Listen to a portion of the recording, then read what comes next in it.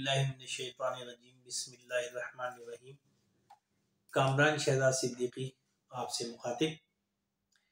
आज मेरा उन्वान है मुझे है हुक्म अज़ा।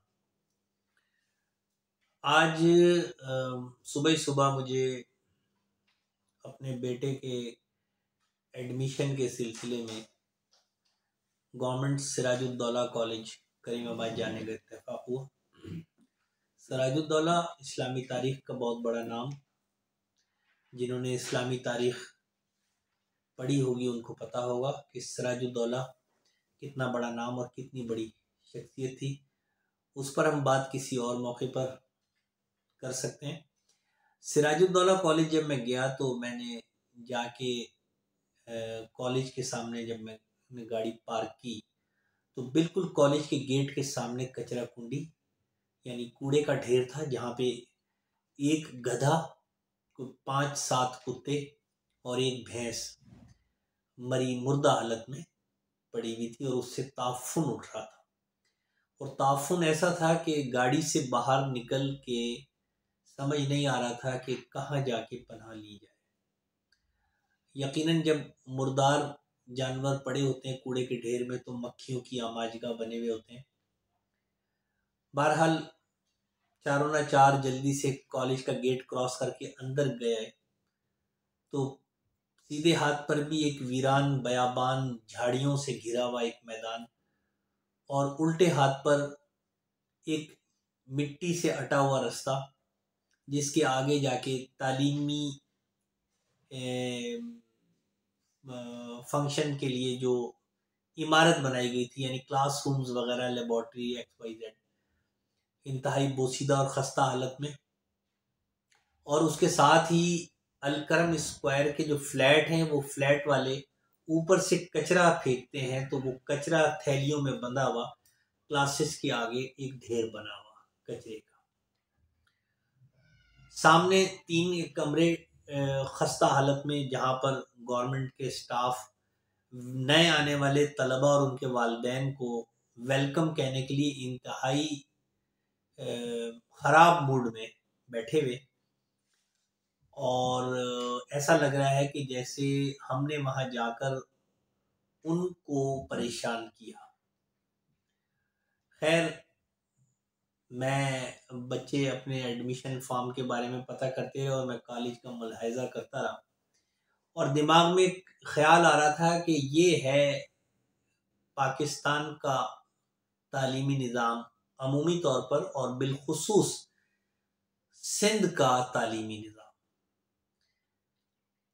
वापस आया तो मैंने सोचा कि सबसे पहले इस पर बात कर ली जाए।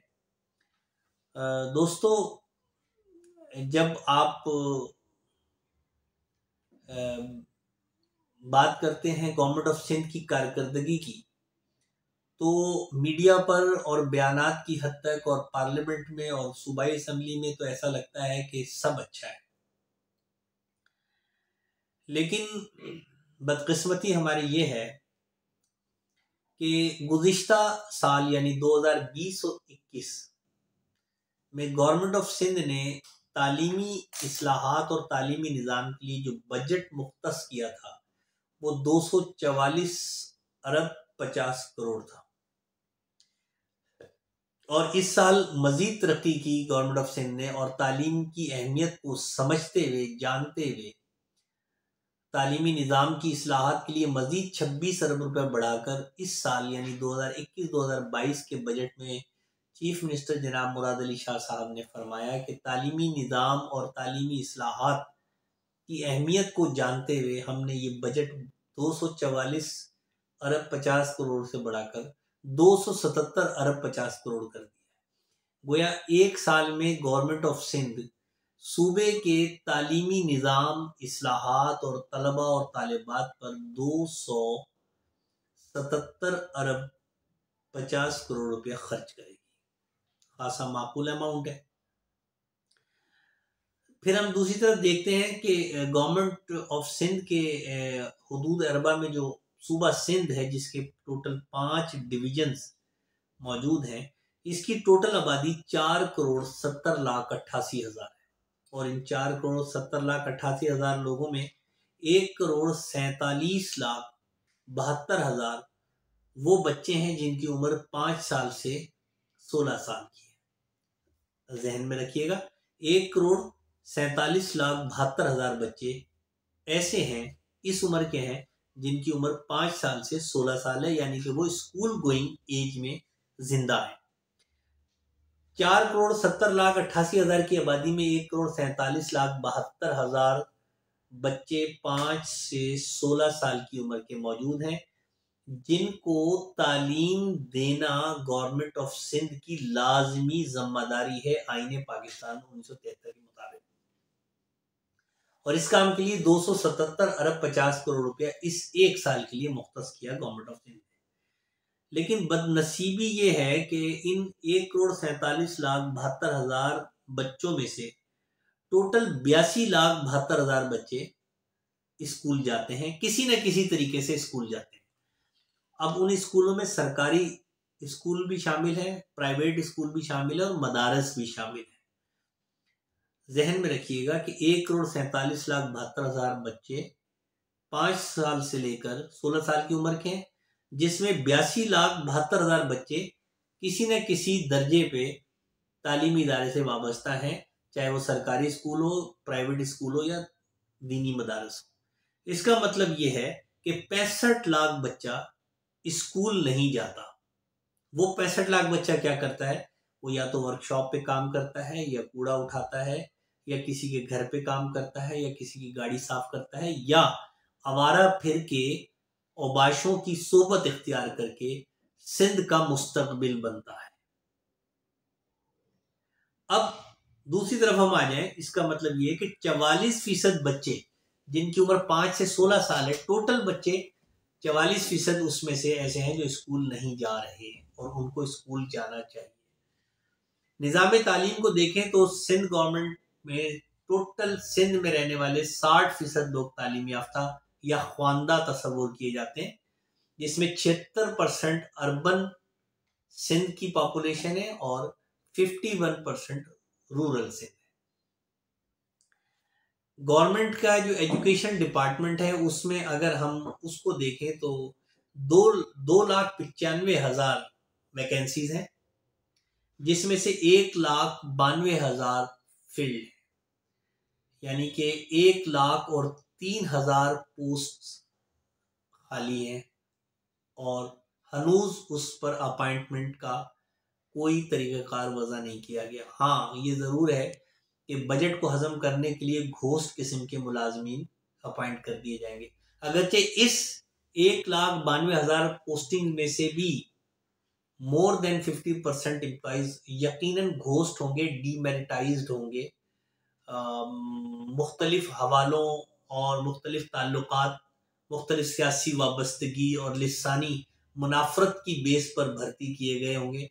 इनमें बहुत सारे जाली डिग्री याफ्ता भी होंगे और जिनकी डिग्री ओरिजिनल होगी उनमें से भी 60% वो होंगे जो एलिजिबल नहीं है पढ़ाने के। यानी केमिस्ट्री के टीचर को अगर चीनी का फार्मूला नहीं आता, अगर उनको पानी का फार्मूला नहीं आता, अगर फिजिक्स के टीचर को पैमाइश के प्रिंसिपल्स नहीं आते, मैथमेटिक्स के टीचर को अगर जियोमेट्री या टेक्नोमेट्री या मैकेनिक्स नहीं आता, मैथमेटिक्स का जो मैकेनिक्स से पोर्शन है, इसी तरीके से सोशल स्टडी के टीचर हैं, पाकिस्तान स्टडी के टीचर हैं, इंग्लिश के टीचर हैं, उर्दू के टीचर हैं, आर्ट्स के टीचर हैं, तो इनमें भी more than 50% teachers must be incompetent. और बाकी जो थोड़े से टीचर बचे हैं वो they are trying their level best to increase the education ratio in the Sindh, but entirely failed because government is not doing anything for betterment of education. Only on paper and on speech they are declaring that Sindh government is doing very well for betterment of education and to increase the education ratio in Sindh. लेकिन हालत कुछ ये है कि मैंने आज जो Siraj-ud-Daulah college को देखा, मुझे चाहिए था मैं वहाँ की कुछ वीडियो बनाता, लेकिन मुझे इतना अफसोस हो रहा था, मैं गहरे सदमे में था कि, और मैं ये कहता वहाँ से निकला हूँ कि यहाँ पे बच्चा आके कैसे पढ़ सकता है। देखिए, नर्चर और environment is most important for students. आप हुक्मरान अपने बच्चे तो बाहर भेज देते हैं, वो वहाँ से आला तालीमी इदारों में तालीम हासिल करके यहाँ पर इक़्तिदार हासिल करने के लिए आ जाते हैं। आपको इस कौम का कोई दर्द नहीं है, आपको इस कौम के बच्चों की कोई फिक्र नहीं है, आप इसको ओन नहीं कर रहे। आप लोग सिर्फ बातें करते हैं और इसके अलावा कुछ नहीं करते। कौम के बच्चे किधर जाएं? इस कौम को सोचना होगा, सिंध में रहने वाले लोगों को सोचना होगा, जागना होगा। कब तक लिसानी बुनियादों पर हम हुकूमत की जो है वो फेवर करते रहेंगे? कब तक हम सियासी जमातों को प्रमोट करते रहेंगे और ये लोग हमारी लाशों पर खड़े होकर इक़्तिदार के ऐवानों के मज़े लूटते रहेंगे? कभी तो जागना पड़ेगा। अगर हम नहीं जागेंगे तो वो इकबाल का बड़ा एक अहम शेर है कि वतन की फिक्र कर नादा, मुसीबत आने वाली है, तेरी बर्बादियों के चर्चे हैं आसमानों पे। यकीन करें, सिंध का निज़ाम तालीम, वैसे तो पूरे पाकिस्तान का निज़ाम तालीम क्वेश्चन मार्क है, लेकिन सिंध का निज़ाम तालीम दफन शुदा है, ताफुन शुदा लाश बन चुका है। यहाँ पर हंगामी सूरत हाल और हंगामी हालात के तहत काम करने की ज़रूरत है, और जब तक आप आवाज़ नहीं उठाएंगे, गवर्नमेंट के कानों पे जूं नहीं रेंगेगी। कब तक हम अपने बच्चों को कचरा कुंडी में पढ़ने के लिए भेजेंगे? टैक्स हम सबसे ज़्यादा देते हैं और हमारे बच्चों का मुस्तकबिल मखदूश हुआ है। ना हमें सेहत की कोई सहूलत हासिल है, ना तालीम की सहूलत है, ना यूटिलिटीज़ की कोई सहूलत है, ना सड़कों की सहूलत है। कब तक हम बेजान लाश बन के इन इक़्तिदार में रहने वालों के इशारों पर नाचते रहेंगे? ये बहुत ही अहम बात है। इस पे सोचें, इस पे गौर करें, इसको शेयर करें, इस वीडियो को देखें, एंड तक देखें, इस पे अपने कमेंट्स करें, इसे लाइक करें, इसको शेयर करें अपने अपने तमाम ग्रुप्स में, अपने तमाम कॉन्टेक्ट्स में, अपने रिश्तेदारों में, दोस्त अहबाब में इसको शेयर करें। देखें, ये सिंध की तरक्की का मसला है, ये सिंध की तबाही का मसला है। हमें सिंध की तरक्की के लिए आवाज़ बुलंद करनी होगी और सिंध को तबाही से रोकना होगा। अगर आप इस सिंध से मोहब्बत करते हैं तो आपको ये बात करनी पड़ेगी, चाहे किस कदर भी मुखालफत का सामना क्यों ना करना पड़े। बहुत शुक्रिया।